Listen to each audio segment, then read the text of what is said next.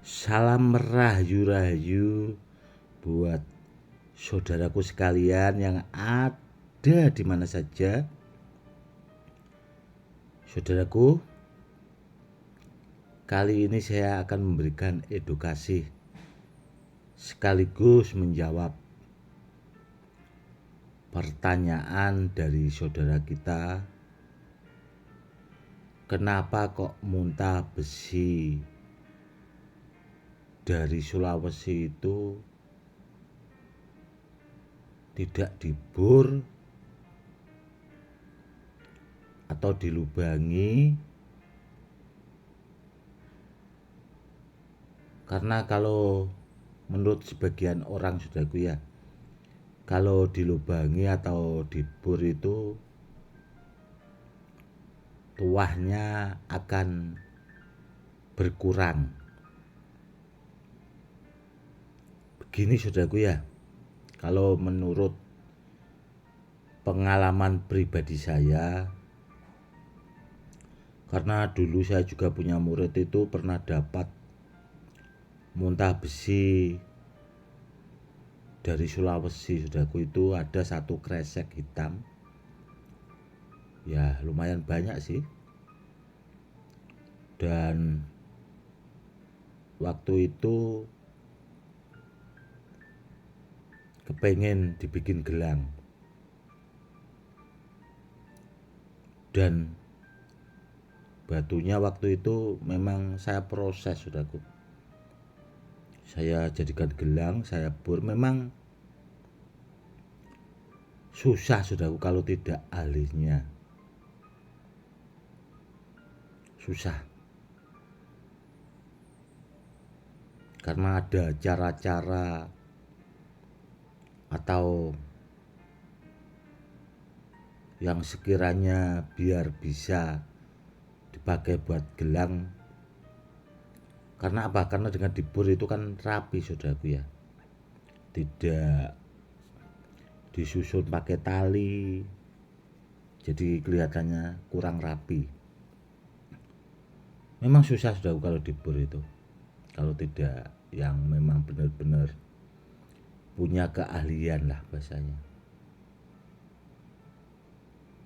Namun sebelum dibor, saudaraku ya, kalau benda bertuah itu kan sebagian memang ada tuah power isi dari alamnya.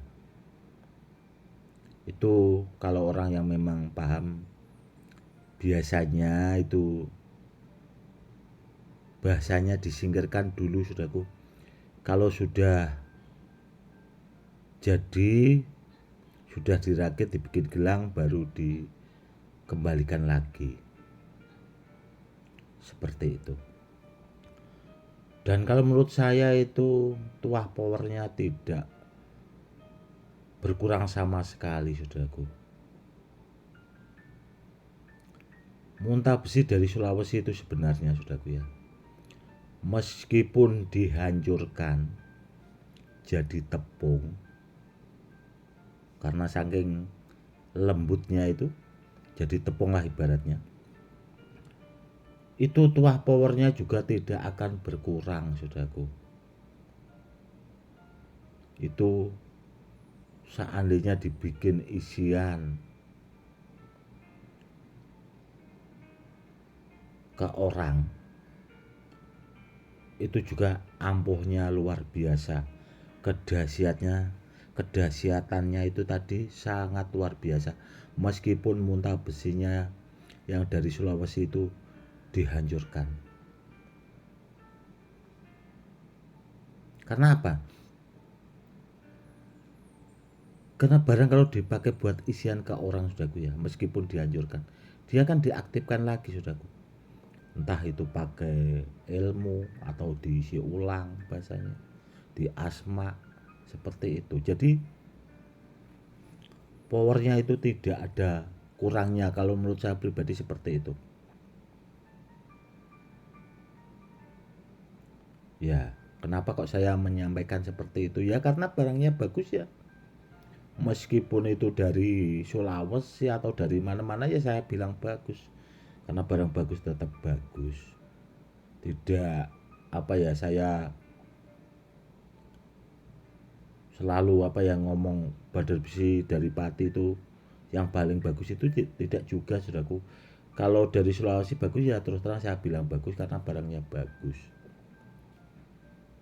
Karena kalau jenis badar itu kan ya memang adanya di sana. Kalau mentah besi dari Sulawesi kan ya terus terang kalau bagus ya saya yang ngomongnya apa adanya.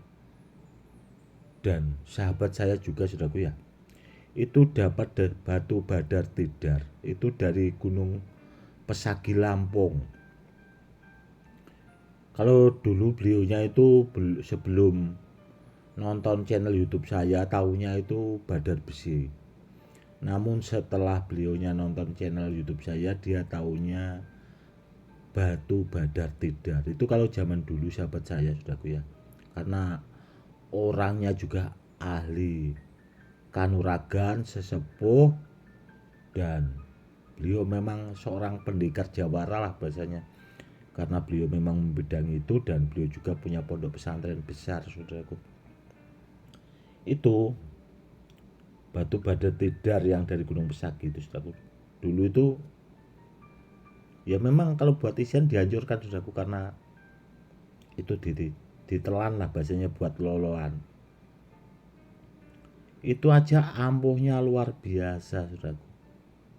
Dan beliau juga pernah ada orang minta isian itu dites pakai dor itu tidak mempan, tidak apa-apa, seperti itu. Ya itu tadi sudah karena barangnya benar, badar besinya itu tadi benar. Contoh kalau badar tidarnya benar ya meskipun dihancurkan kalau diaktifkan atau bahasanya diisi lagi itu memang wadahnya sudahku. Makanya kenapa kok saya sering berpesan kalau cari barang sama yang ahlinya sama yang pakarnya biar barangnya itu tadi sudahku yang saya maksud itu biar badarnya itu benar dulu. Kalau kita pengen badar biselonata biar dapat yang asli karena apa ya karena badar biselonata juga banyak apa ya diduplikat apa sih. Kalau diduplikat itu tidak sudahku. Namun orang batu yang tidak dari selonata itu di atas namakan dari selonata. Itu yang terkadang yang bikin kurang ajar saudaraku. Karena orang-orang seperti itu kan masuknya itu oknum. Cuma cari keuntungan sendiri itu banyak yang terjadi saudaraku. Apalagi dijual kayak di Bukalapak seperti online yang seperti itu banyak itu di atas namakan badar biselonata padahal barangnya bukan. Itu jenisnya batu cengkaruk buto itu kurang kurang kurang bagus karena bukan batu badar. Kalau batu badar itu berat saudaraku. Yang bisa menyerupai jenis batu badar ya yang hampir mirip Muntabsi Malopati atau Selonata itu cengkaruk buto itu sudah kalau tidak paham. Namun sebenarnya kalau kita teliti itu sudah banyak saya buatkan edukasinya saudaraku untuk membedakan jenis-jenis batu badar itu banyak kok. Saudara-saudara kita yang awam sekarang itu menjadi paham dan alhamdulillah lah selama saya buatkan edukasi itu mungkin ya bermanfaat lah buat saudara-saudara kita saudaraku. Ya alhamdulillah lah bahasanya saya juga ikut seneng karena saudara-saudara kita yang awam itu menjadi paham seperti itu. Jenis batu badar yang asli saudaraku meskipun dihancurkan selembut apapun kalau barangnya itu tadi bahasanya diaktifkan lagi atau diisi atau diasma itu tuahnya sama seperti itu. Kecuali kalau barangnya itu memang sudah diaktifkan langsung dihancurkan saudaraku. Kalau batunya sempat hancur tuah kodamnya memang lari saudaraku. Dia tuah kodamnya langsung lari. Karena apa? Karena sudah diaktifkan memang sengaja dirusak bahasanya, itu memang akan lari. Namun kalau niatnya dibikin isian, itu kan kalau ahli kanuragan kan memang disisihkan lah tuah power kodamnya itu biar tidak terganggu lah bahasanya, itu tidak apa-apa. Dan seandainya tasbih saudaraku ya, contoh seperti ini, kalau tidak dibur bahasanya, kalau di apa ya, diikat-ikat kan kurang abdol atau bahasanya kurang pas. Karena setahu saya saudaraku ya, tasbih itu meskipun dari peninggalan wali orang-orang dahulu, itu setahu saya tasbihnya itu udah dilobangi saudara, seperti itu. Kenapa kok saya dulu bikin tasbih dari batu badar, karena sudah saya pelajari sebelumnya saudaraku. Jadi ya saya tahu dan ya alhamdulillah memang benar-benar paham gitu. Tidak asal kita ngebor dan sebagainya, itu tidak saudaraku, seperti itu. Oke saudaraku, cukup sekian dulu ya edukasinya itu tadi tentang muntah besi yang dari Sulawesi, kenapa kok tidak dibor. Mungkin ada sebagian itu mikirnya takut tuah powernya berkurang, itu sebenarnya tidak, karena ngebornya itu susah. Di sana juga mungkin cari mata bornya itu saudaraku yang repot juga, mungkin susah juga. Karena zaman dulu saya aja itu sampai beli mata bornya itu sampai ke Jepang sana saudaraku, itu murid saya yang beli itu online waktu zaman dahulu itu sudah mahal juga ya. Mungkin karena terkendala soal itu sebenarnya sudah, bukan karena kalau muntapsi dari Sulawesi itu dibur tuanya berkurang, itu sebenarnya tidak. Kalau menurut saya seperti itu. Oke saudaraku, mungkin cukup sekian dulu. Salam rahayu rahayu, salam hormat saya Gus Edi.